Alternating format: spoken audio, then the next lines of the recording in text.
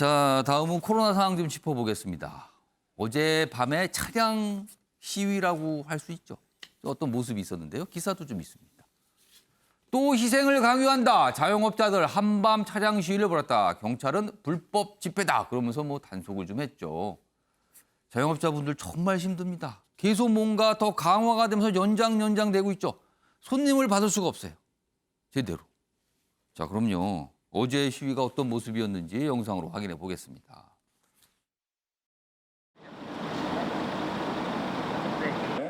집회 행사를 모두 금지하고 있습니다.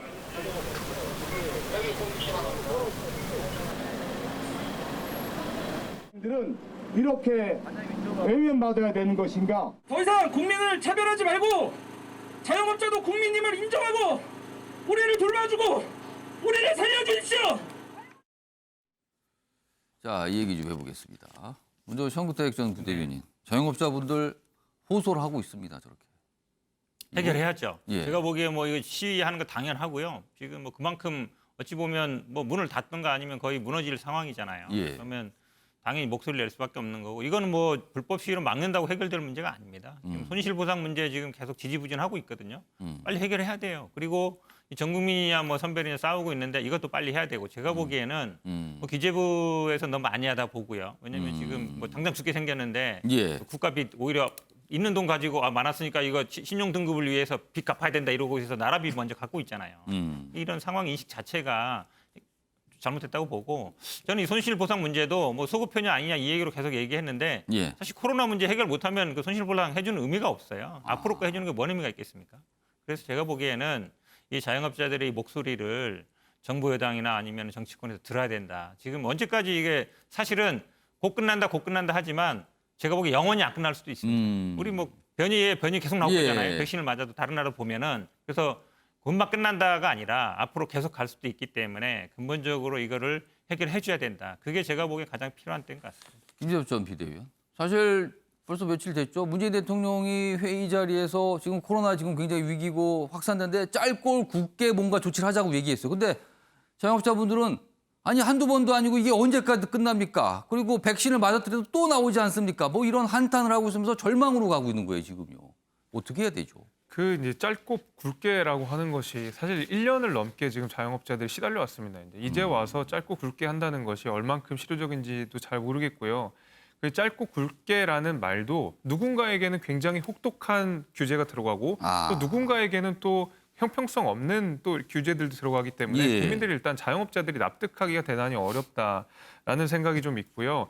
이 집회에 관련돼서도 좀 말씀을 좀 드리고 싶은 게 우리가 지난 민노총 집회 얘기 계속 나오잖아요. 같이 예. 연관돼서 이제 여의도에서 집회를 하기로 되었었는데 광화문으로 옮겨서 했다는 거 아니겠습니까? 경비 때문에. 근데 다만 여기서는 반면에 11시에 집회인데 10시부터 곳곳에 아주 철통 경비를 했다는 거예요. 자영업자들이 어제 분통이 터져가지고 이제 저한테도 막 연락을 하시고 그랬는데 우리는 최대한 그 집단 감염이나 이런 문제 때문에 차량에서 최소한의 인원만 해가지고 차량 시위를 하겠다는 건데 그것조차 못하게 하면 도대체 우리는 어느 통로로 어떻게 우리의 불만과 우리의 좌절을 표현할 수 있느냐라는 그런 그 가슴 아픈 사연들이 많이 있어요. 그래서 정부는 예. 확실히 지금 이 자영업자들 특히 이 손실보상 문제들은 예. 그 소급적으로까지 적극적으로 해서 하루라도 빨리 조치해야 된다라고 저도 생각하고 있습니다. 답답한 상황입니다, 지금요. 코로나 관련된 기사 몇 가지 있는데 좀 이어가 보겠습니다. 이런 일이 있었군요. 확진된 NC 다이노스 선수들, 프로야구 선수들이잖아요. 알고 보니 호텔방에서 6명이 술판을 벌였다. 지난 5일 밤 선수 4명, 그리고 동석을 한 여성 2명이 있었다 그래요. 근데 처음에는 이걸 제대로 설명을 안 했다고 합니다. 그러니까 이게 좀 혼선이 있고 어려움이 있었잖아요. 그래서 강남구 선수들 동선 허위 진술했다. 이 문제가 발생을 한 겁니다. 확진이 났거든요. 지금 보면 확진 선수 일반인 5명 수사 의뢰 그리고 백신 맞은 국가대표 1명만 음성이더라. 이렇게 돼 있습니다. 이런 일이 좀 있었고요. 다음 기사 하나 더 보겠습니다. 코로나가 불러온 세상에 약간 달라진 모습이죠. 이 앞선 기사, 중앙일보 기사 좀 보여주세요. 또시락 4인 낮술, 또시락이요.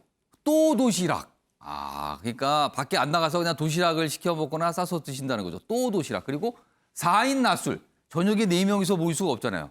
직장인 극가국 정신 풍경이다. 뭐 이렇게 설명돼 있습니다. 이런 달라진 모습이라는 거죠. 윤용걸 대표님. 예. 낮에 이렇게 지인들 만나시면 한잔 하시는 분들 많습니까, 요즘에? 네, 맞습니다. 뭐 저도 뭐 낮에 주로 저녁에 못 드시니까 낮에 드시는 거예요? 예, 저녁에는 뭐 6시 이상은 못 하니까 그 이후에는 뭐 2명만 할 수 있잖아요. 그러니까 예. 저녁 약속은 거의 취소하고 다 점심으로 그 그게 대신에 겁니까? 점심에 그냥 낮에부터 발동을 거는 거죠. 아. 네. 그러니까 난 정부에서 저렇게 코로나 방역을 위해서 여러 가지 조치를 내리는 거는 저는 뭐 찬성하고 우리 국민들이 K 방역이라고 하지만은 열심히 마스크 쓰고 방역에 협조한 거 아니에요? 근데 6시라는 기준이 도대체 뭐죠? 이게 무슨 귀신은 밤에 나오는데 저녁 6시부터 바이러스가 움직이기 시작합니까? 낮에는 퇴근 시간을 맞춘 걸까요? 낮에는 쉬다가 6시부터 움직이나요? 그 6시부터 하는 기준이 뭐죠? 그러니까 식당이 6시 1분 전에는 4명이 먹다가 6시부터 2명이라니까 2명이 6시에 가야 하잖아요. 그러면. 다 가니까 주인 혼자서 술 먹고 있는 집도 봤어요, 제가. 예? 그럴 정도. 지금 골프장도 6시 기준으로 2명 하니까 못 치거든요. 그러니까 오후 1시 이후에는 다 캔슬됐어요. 그러니까 어떻게 합니까? 새벽 3시, 4시부터 쳐요. 새벽 그렇죠. 3시에요. 그 오후 있는 게 다 새벽으로 가서. 그럼 코로나 바이러스가 새벽은 괜찮고 오후 6시부터 움직이나요? 그리고 장소가 예. 코로나 바이러스가 택시는 2명만 타잖아요. 예. 지하철은 수백 명이 지금 몇 터지잖아요, 예, 아침마다. 지하철에는 코로나19가 안 가고 택시만 그 찾아다니나요? 지금 공무원들이 나는 일하는 게 너무 떨어지지 않나. 제가 옛날에 일선 기자 할 때 예. 그때 뭐 DJ, YS 그 정부 때는 공무원이 하나 발표하면 그게 바이블이었습니다. 완벽하게 뭐 트집 잡을 게 없었는데 요새는 왜 이렇게 허점이 많아요? 이것도 결혼식에 뭐 8촌 이내 친인척 49명이면 가족 등본, 호족 등본, 집안에 족보 가지고 가야 되나요? 4촌, 8촌 어떻게 증명해요? 저는 그래서 좀 현실성 있게 좀 빨리 좀 해라. 예. 예? 현실성 있게. 예? 싸이 노래는 헬스에서 안 되고 예. BTS 버튼 그건 가면 된다고 되고 합니다, 그건. 이게 뭐 얼마나 웃기는 넌센스예요. 그러니까 예. 빨리 취지는 옳아요. 하지만 빨리 현장에 맞게 지금이라도 당장이라도 좀 바꿔라. 이 말을 좀 드리고 싶습니다. 네. 통상 정부가 어떤 이게 규제죠, 사실은요. 이런 규제는 단순한 게 최상입니다. 단순한 게 누구나 쉽게 할 수 있게. 복잡해지면요, 지키기가 어려워지는 겁니다, 지금요. 코로나 관련해서 무슨 내탓 공방이 벌어지고 있다는 기사가 있습니다. 다음 보겠습니다. 확진자 급증 초비상인데 여권 그리고 서울시는 서로 내탓 공방을 하고 있다. 볼썽사납다. 그러면서 뭐 서로 막 입장을 내고 그쪽이 잘못해서 지금 서울에 확진자 는 거 아닙니까? 뭐 이런 식입니다, 지금요. 화면 좀 하나 더 보겠습니다. 뭐 이런 거예요. 여기 보면 더불어민주당에서 나온 거죠. 정부 방역 정책 무시한 지방자치단체별 방역 완화는 실패의 지름길이다. 서울시를 딱 겨냥한 거예요. 그러다 서울시에서는요. 왜 실패 책임을 서울시장에 떠넘기는 건 대통령 신뢰 못한다는 고백 아닙니까? 무슨 소리입니까? 또 반발하는 거예요. 이 얘기 좀 짧게 좀 해보겠습니다. 박찬환 교수님, 그다음에 김재엽 전 비대위원. 박찬환 교수님, 이거 어떻게 보셨어요? 지금 한숨만 나오는데요. 중앙정부든 지방정부든 국민을 대신해서 일하라고 뽑아준 사람들이잖아요. 국민들이 생각하기엔 그냥 다 같은 정부예요, 그냥. 그렇죠. 저는 예. 서울에 살고 있는 서울 시민입니다. 예. 그러면 서울시나 정부나 잘 얘기하겠지라고 믿고 있지. 둘이 싸운다라면 그럼 왜 뽑았습니까, 그 사람들? 그렇죠? 그럼 국민들 입장에서 보면 내탓 공방하는 거는 정말 뭐 두 사람 중에 누가 잘했는지는 뭐 살펴봐야 되겠지만 예. 지금은 소 잃고 외양간 고치는 시기잖아요. 예. 그 외양간 어떻게 고칠까에 집중을 해야지 누가 소 잃어버리는데 책임이 더 크냐? 그러면 정부는 60%고 서울시는 40%면 40%만큼 책임져 줄 겁니까? 그거 아니잖아요. 그러면 지금은 좀 머리 맞대고 외양간 고치는데 머리 맞댔으면 좋겠습니다. 소는 일단 잃어버렸습니다. 외양간 고쳐야 되는데 지금 왜 소 어디 갔냐고 당신 때문이야 지금 서로 이러고 있다는 거죠, 지금. 예, 김재엽 전 비대위원.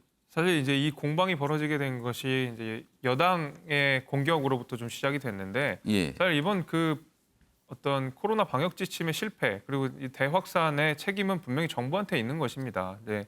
그런데도 불구하고 이렇게 좀 어떤 정치적 공방을 이어나가는 데에서 굉장히 유감스럽고 특히 이제 서울시 같은 경우에는 오세훈 시장이 이제 정부의 일방적인 방역 방침 때문에 자영업자들이 너무 먹고 살기가 힘들다라는 문제의식 속에서 상생 방역이라는 이름으로 사실 이 그 어떤 지자체별 방역 지침을 내린 거 아니겠습니까? 근데 이 상생 방역을 잘 들여다보면요.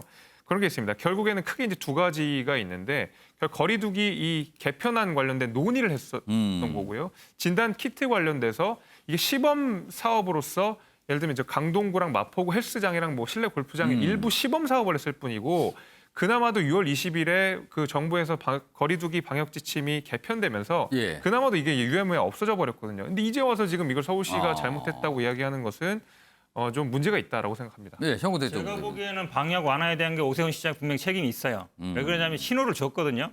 정부의 방침 따르지 않겠다. 아. 독자적으로 가겠다. 완화하겠다. 예. 지금 말씀은 실제로 안 했다 그러는데 그런 신호를 계속 줬단 말이죠. 아. 근데 정부는 어쨌든 방역이 잘못된 거에 대해서 사과를 했습니까? 예. 했잖아요. 예. 서울시장 왜 사과 안 하죠? 아. 저는 이분이 갑자기 드러났는데 저는 이분 아시잖아요. 그러니까 안철수 비서실장 출신이고 안철수의 몫으로 부시장이 됐잖아요. 아, 정무부시장 김도식 정무부시장. 그러니까 안철수 전 대표가 센 메시지를 냈어요. 정부 책임론을 들고 나오니까 아. 제가 보기엔 아마 내가 안철수의 몫으로 그래도 부시장 됐으니까 뭐 한마디 해야 될 거 아닌 것 예. 같은데 제가 보기엔 서울시장 사과하고 그게 우선입니다. 부시장이 나설 일이 아니라 본인의 역할을 하시면 되는 건데 엉뚱한 얘기하고 있는 것 같습니다.